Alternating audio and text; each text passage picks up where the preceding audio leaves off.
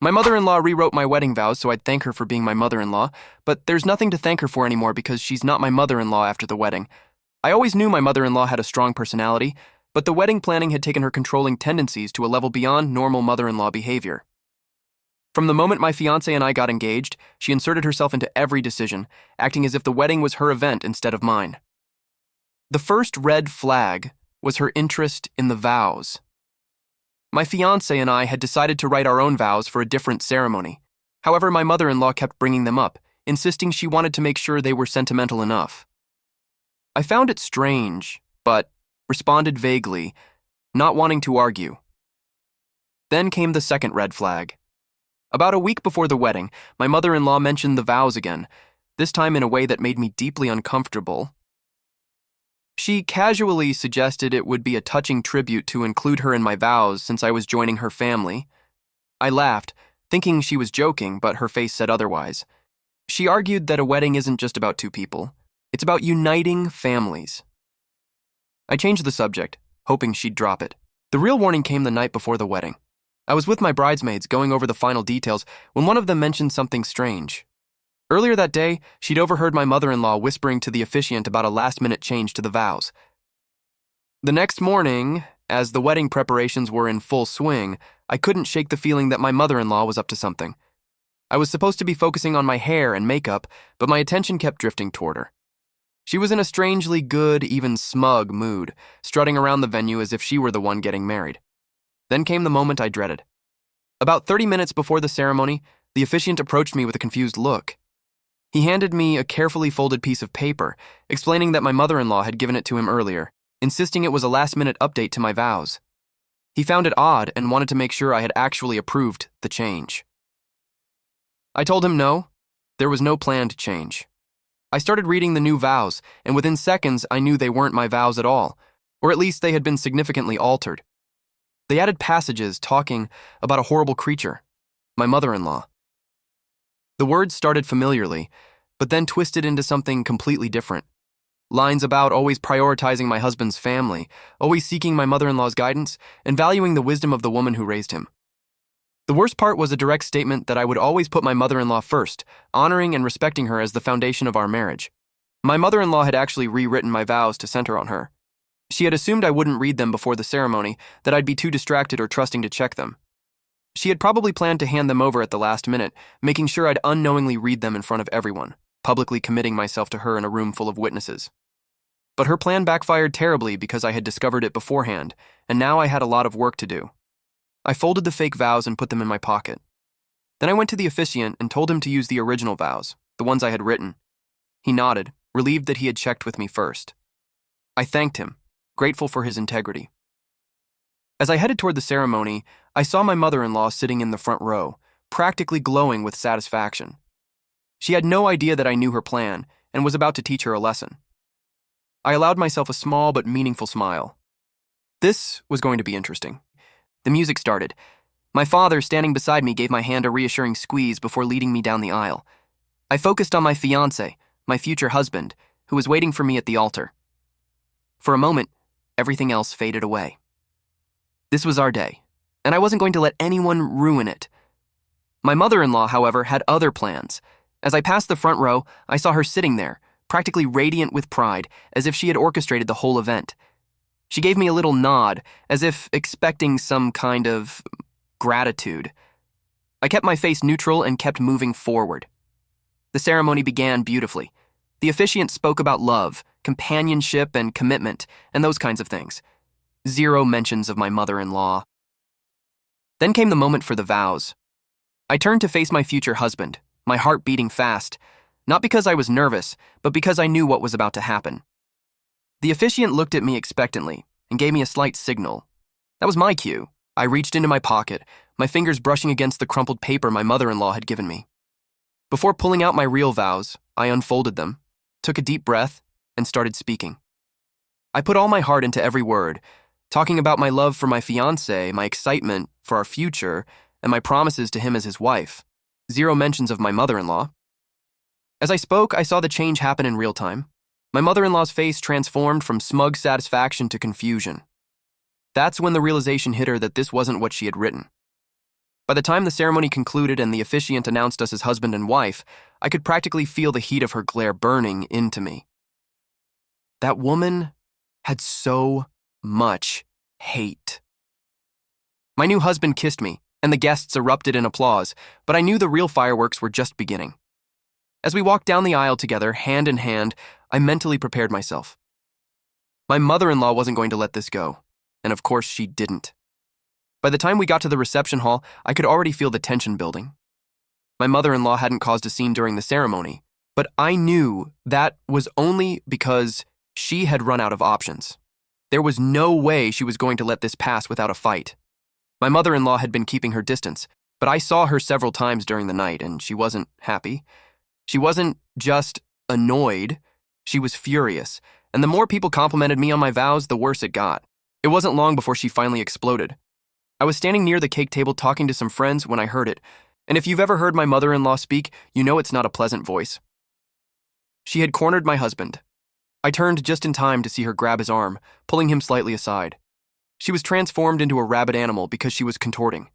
She was asking him what had happened, why he had changed the vows at the last minute, and if he knew about it. My husband was confused, because I never got around to telling him what had happened anyway. To his credit, he didn't back down.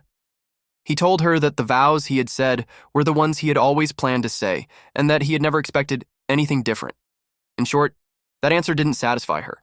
She demanded to know why he had lied to her and why he had promised to include her in my vows, only to humiliate her in front of everyone. At that point, I decided I had heard enough, so I approached where they were talking and told her that I had never promised her anything. Taking the liberty of rewriting my vows behind my back wasn't a promise, and she couldn't expect me to discover it and not do anything about it. Even if I hadn't discovered it before the ceremony, I probably would have stopped reading them and focused on saying them from memory. I wasn't speaking particularly loudly, I was just explaining it to her. But you know what happens when someone speaks in a certain tone? The ears of gossipy people perk up, and I don't say that because it's a bad thing. It's happened to me before. If my mother-in-law's face was that of a rabid animal before, now it was that of a rabid animal with the avian flu and stomach cramps. She started screaming right there in the middle of the reception, claiming that I had humiliated her, that I had disrespected her in front of all our family and friends. If there were people who hadn't heard before, well, now they did. She demanded to know why I was so determined to push her away when all she had ever wanted was to be included. I looked at her like, what is this woman talking about? In her mind, she really was the victim of all this. But I didn't have to intervene, because that's what my father-in-law was there for. He had been standing to one side, watching everything unfold, so he was in the right place at the right time. He told my mother-in-law that she needed to stop embarrassing herself and the family, and that changing the wedding vows to make her the center of the ceremony wasn't good. The day wasn't about her tantrums, it was about other people, and she should stop behaving that way. But do you think my mother-in-law cared that her own husband was scolding her? Do you think she accepted that she had been wrong and apologized? Well, she just got angry with my father-in-law and told him that all of this was his fault too. If he had supported her, I would have agreed to say a few kind words for her on that day. My father-in-law seemed completely exhausted. He simply shook his head and walked away, leaving my mother-in-law standing there stunned and trembling with rage. My sister-in-law, who had been lurking nearby, finally intervened, trying to calm my mother-in-law down, but she didn't want to hear any of it. She brushed her arm away roughly, telling her that she wasn't going to put up with this kind of treatment, that it was too much to be humiliated in front of everyone. Obviously, we were all against her, and she was the victim. Then, in a truly spectacular display of dramatics, she stormed out of the reception hall. The doors slammed shut behind her, and just like that, she was gone. Nobody knew exactly what to do, but then, almost as if it were rehearsed, my father-in-law sighed, clapped softly, and muttered something about finally being able to enjoy a meal in peace. Laughter spread through the room, and the tension broke. The rest of the day went smoothly. The food was delicious, the speeches were funny but heartfelt, and my husband and I danced to whatever they played at the party.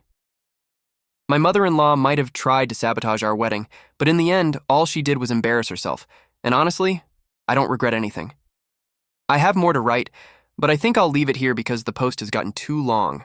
I'll save what happened the next day for an update. Update 1. The morning after the wedding, I woke up feeling great. Not only were we already married and all the wedding stress was over, but my mother-in-law had received a little karma for what she had tried to do, so my smile upon waking up was justified. Despite my mother-in-law's dramatic meltdown, the night had ended beautifully, but of course the peace was temporary. I had barely taken my first sip of coffee when my phone started vibrating. At first, I ignored it, thinking it was just leftover messages of well wishes for the wedding, but then my husband's phone started ringing too, again and again. Finally, I gave in and checked my messages. My mother-in-law hadn't disappeared quietly. She had spent the entire night ranting on social media. One post said that I had only married her son to humiliate her, that I had used her son's wedding to take revenge on her, how I had betrayed her, and how I had intentionally excluded her from the vows, even after promising to include her. She had misrepresented everything in her story. She was the poor, good old woman, according to her own words, and her son was ungrateful, and the daughter-in-law was evil. Worst of all, her post had exploded in engagement. Family members who hadn't even attended the wedding were already taking sides. Some defended her, expressing outrage that her only son had abandoned her for some selfish woman who didn't even recognize the woman who raised him. Others were legitimately confused, wondering what she was talking about because it seemed super weird that someone would decide to include her in the vows. Then there were those who had been at the wedding. They were openly attacking my mother-in-law, telling the truth of what had happened, and exposing her. So it was a pretty chaotic place, the comment section of my mother-in-law's post. Some had even posted videos from the reception where my father-in-law clearly told her that she had crossed the line. My mother-in-law, of course, wasn't handling it well. I hadn't even finished processing everything when I heard someone at the door, and I already knew who it was. My husband sighed, running a hand over his face before muttering that we better face this once and for all. He opened the door, and there she was. My mother-in-law looked completely awful, as if she had slept with her wedding makeup on, or as if she hadn't slept at all. She walked in without an invitation, throwing her hands in the air, demanding to know if we had seen how we had ruined her life. She waved her phone back and forth, recounting her own self-inflicted disaster, screaming that she had been betrayed by the two people she loved most. She went on and on about how she would never have done this to her own mother-in-law, how she only wanted us to mention her to thank her, and that was all, but no, I had gone out of my way to humiliate her in front of everyone. My husband, still much more patient than I would have been, tried to calm her down. He told her that she was the one who had embarrassed herself, that nobody had asked her to rewrite my vows, and that if she had respected boundaries, none of this would have happened. But my husband defending me only made her lose control even more.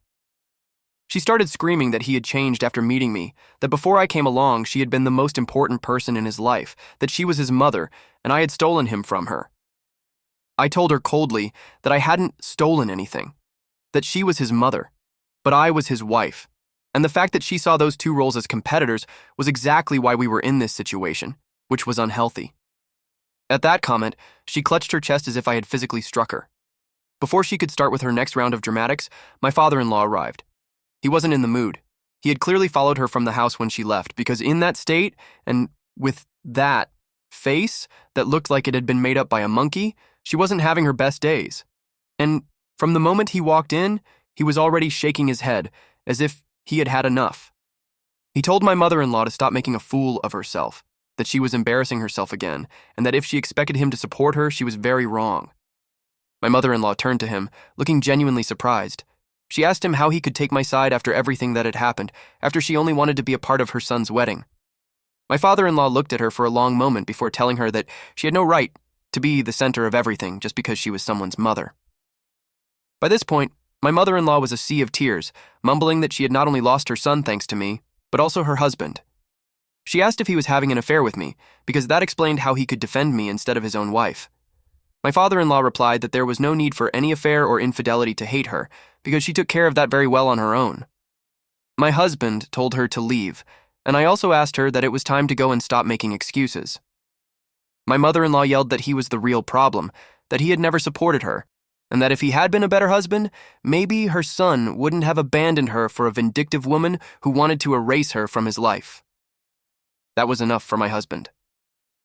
For the first time since all this started, he raised his voice and told her it was over. He told her that her obsession with being first in his life wasn't normal, that no healthy mother would act this way, and that if she couldn't accept that he was married now, then she was going to lose him completely. Just like at the wedding, she stormed out of the house. but at least it served to make her leave and stop accusing everyone of whatever came to her head. My father-in-law said ironically that he was going to have a very quiet afternoon now that she had another tantrum to focus on. Update 2. For a few days of blessed tranquility after my mother-in-law's dramatic exit, everything was silent. Too silent. I knew better than anyone that she hadn't given up. If there was one thing I had learned about her, it was that she fed off drama. And if she wasn't at the center of it, she was creating a new situation in which she could be. So, when my husband received a call from his aunt, I wasn't surprised. Apparently, my mother-in-law had launched a full-blown campaign to gather support. She had enlisted everyone who had supported her in her first post to turn them into her army against me. An army of 5 people, probably all made up just as badly as she was. I don't think she was even made up by a monkey anymore. I think the monkey has swallowed the makeups and got them out behind in her face. So nothing. People trying to defend my mother-in-law, but there are few who do not make much noise the truth. But yes, I received a message from my mother asking if everything was okay because my mother-in-law had just called her sounding absolutely devastated. They had literally been at the wedding. Fortunately, my mother knew exactly what my mother-in-law was like, but not even she had expected my mother-in-law to try to manipulate my own family against me. I called my mom right away, and she told me that my mother-in-law had unleashed a 22-minute sob story about how they were pushing her out of her own son's life. She had begged my mother to talk to me, saying that she knew I was only acting out of spite, and that deep down I was a good person because she had raised me, that she simply couldn't believe that I would be so cruel as to completely eliminate her from her son's life. My mother let her speak, and then asked her a simple question. Exactly how have you been pushing her away from your husband's life?